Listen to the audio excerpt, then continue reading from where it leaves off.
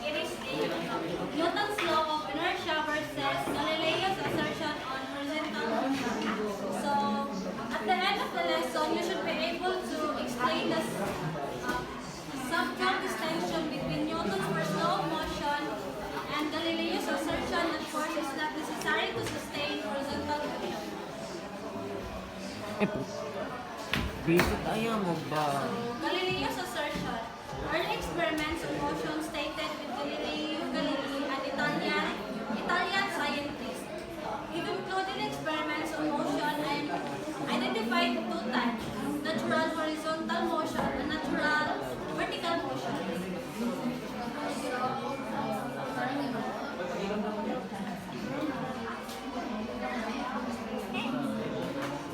So kami siya is observation ni Galileo. Considerable rolling of a table based on Galileo, the ball's motion has both natural horizontal motion and natural vertical motion as can be seen in the picture. Galileo further conducted experiments on the motion of a ball used inclined planes and marked smooth surfaces to observe its motion. Sa first image, first he rolled the ball from one inclined plane to another inclined plane. He then observed that the ball almost reached the height from which it was released. So second picture, he varied the stiffness of the second inclined plane. He then found out that even if the stiffness of the second inclined plane is decreased, the ball would still not reach the same height it reached in the first experiment as shown below. And sa last na image is Galileo removed the second inclined plane and watched the ball. He observed the ball and made a conclusion that the ball would not continue to move on a straight line with a constant speed. So in Galileo's conclusion, Galileo concluded that in the absence of friction between the object and the surface, a ball rolling down an inclined plane would continue to roll indefinitely. According to him, an object moving horizontal plane would continue to move with a constant velocity without the need for a consistent force to sustain its motion. He also stated that an object moving vertically would accelerate to a constant rate. According to Galileo, an object in horizontal motion has constant velocity. Moreover, an object in vertical has constant acceleration. Let us proceed the difference between Newton's and Galileo's assertion on motion. First, Isaac Newton also investigated motion and came up with an almost similar interpretation as Galileo's. Newton also pointed out that an object in horizontal motion has a constant velocity as stated as by Galileo. However, for an object in vertical motion, Newton claimed that it has a constant velocity as well. He further explained that an object will only accelerate when a force is applied to it. Thus, in the absence of the downward force that pulls things down to earth, an object will travel with constant velocity along the direction where it is propelled. Newton believed that the velocities of objects are constant in both horizontal and vertical motion unless these objects are acted upon by an external force. So,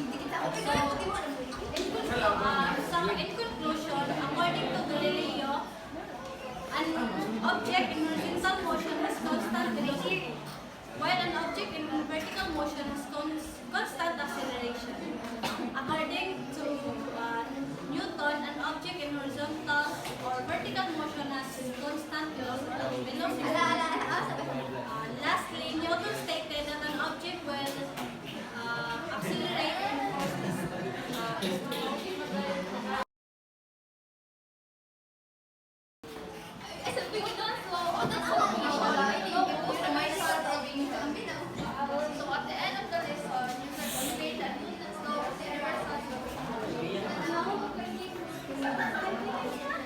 Gravitational force and acceleration with an object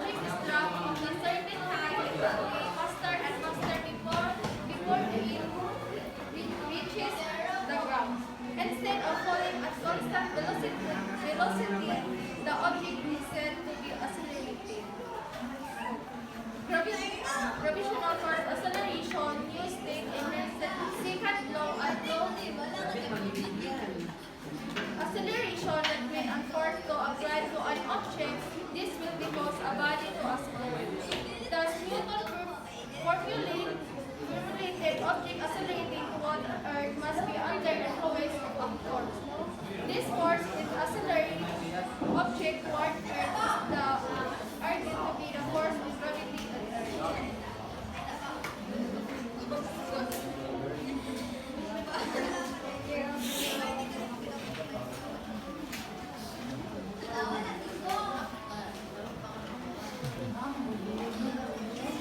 Gravity also as the gravitational force is the force that accelerates everything toward Earth. This is the force that keeps everything on the surface of the ground. The acceleration due to gravity also is known as gravitational acceleration is the rate with rates at which object accelerates as it lands to the ground.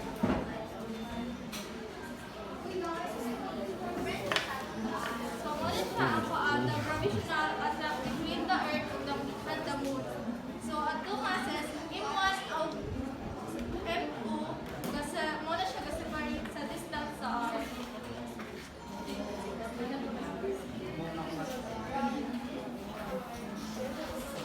Puyo lang. Therefore, for any two objects of the universe, the force of the gravity that this object will experience depends on the mass of the object and distance between them. The relationship can be extended. So, if muna siya gravitational force, tapos ang M1 of M2, muna siya ang masses of the two objects. Tapos, muna siya ang separation between the object. Tapos, ang dito yun, universal gravation is that universal gravation. The relationship between the gravitational force, mass, and separation distance is summarized as Newton's law of universal gravation, which is states that an object, every other object in the universe using the first derivative proportional to the product of their masses and universally proportional to the square of the distance between them.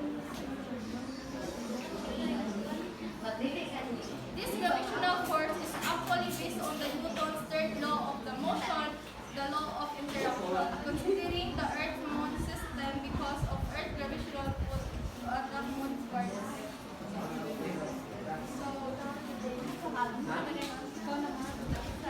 So Newton's universal law of gravitation is that every particle in the universal attracts every other particle with a force along a line joining them.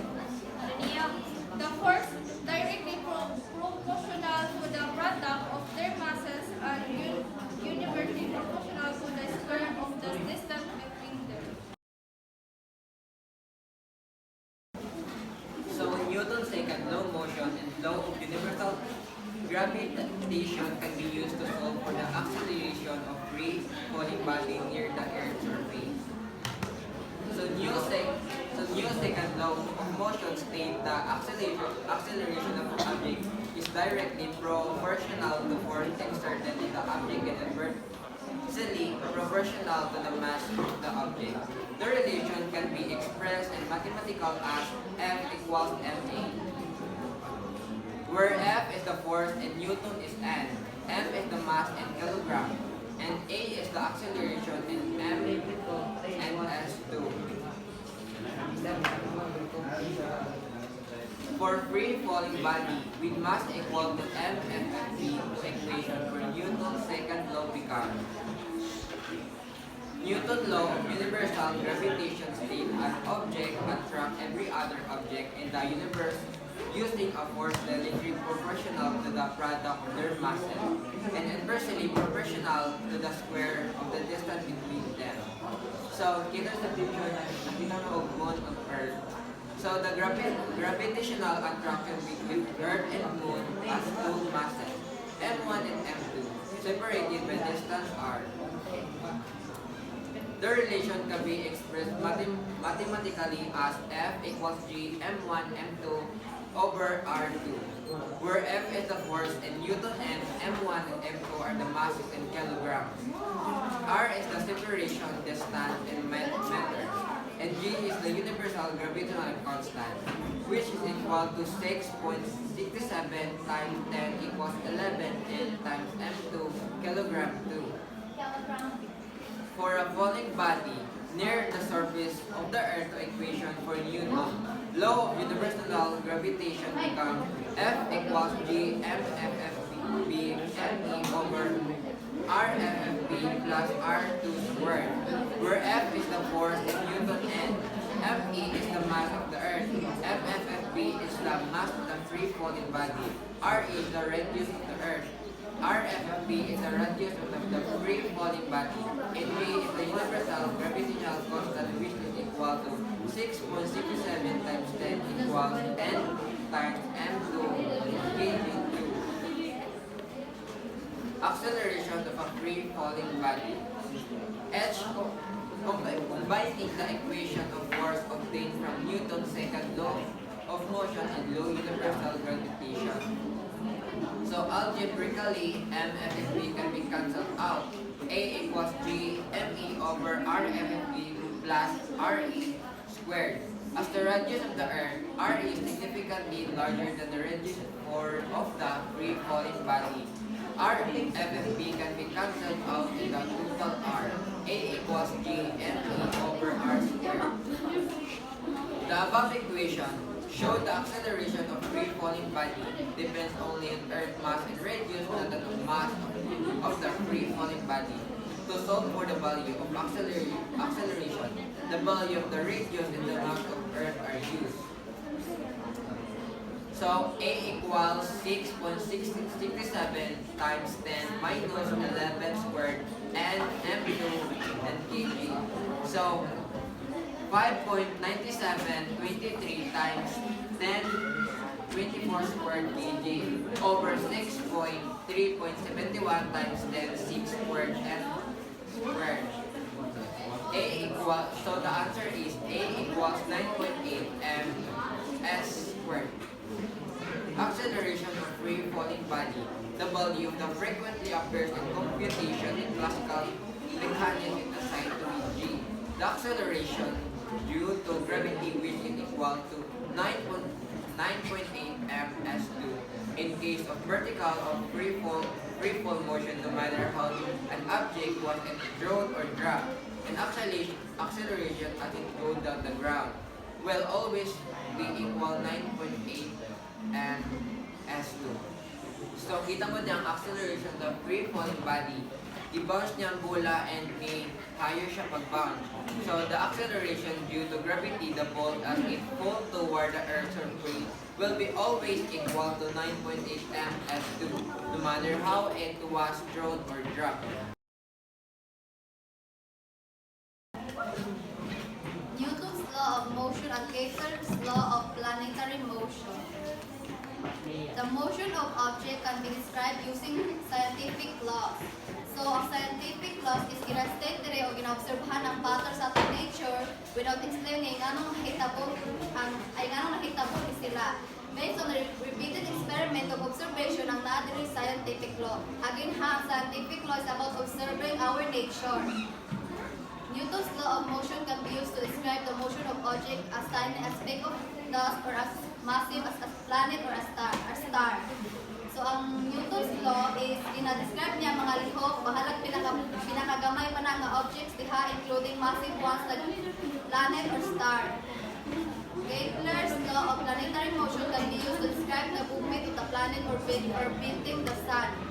So, ang kaning kuan, Kepler's law, diri sa Kepler's law, is about siya sa lihok sa atong planet nga katuyok sa atong sun.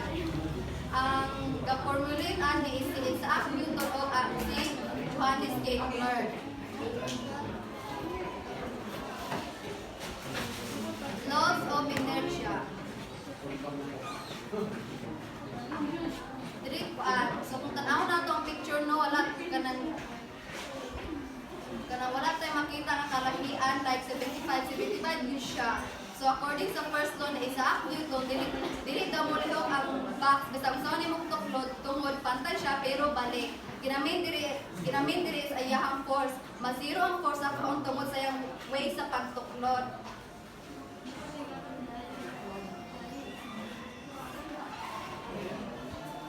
Laws of acceleration.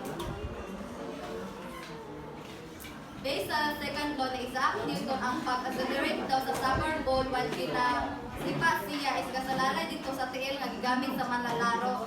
This is about the foot force. Law of interaction.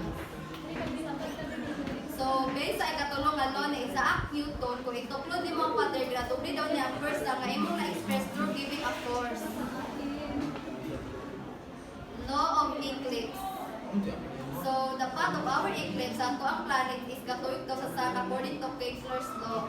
Ang ikaduha tayo, law of equal areas. So, ang imagination nga line, gikan din sa planet na gakunik sa sun is kinalipiuhan daw kuno niya mga lugar nga pantay ang panahon.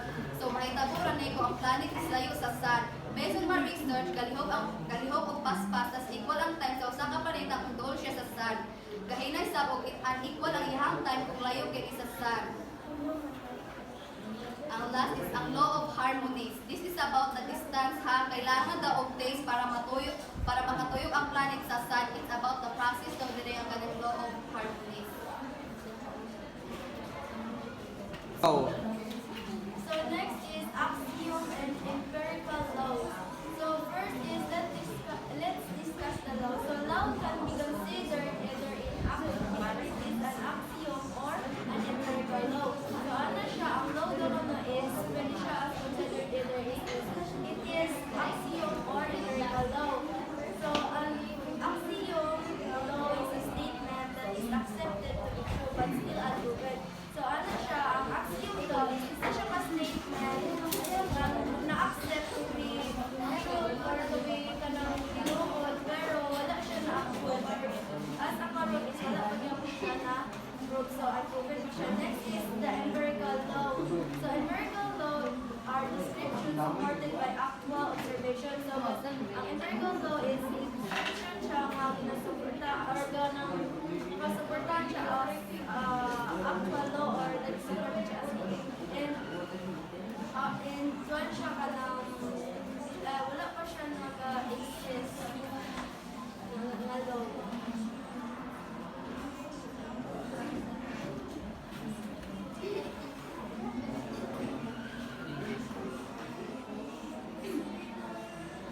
So next is Newton's law of motion. So Newton's law of motions are considered to be axiom. So ang Newton's law of motion is considered siya to be an axiom. So this law of motion are taken to be true but they are unproven and cannot be true. So ang palitaw ko ng law is kanang considered pa siya ma-true pero wala pa naman siya na-unprove or hindi siya pwede ma-prove.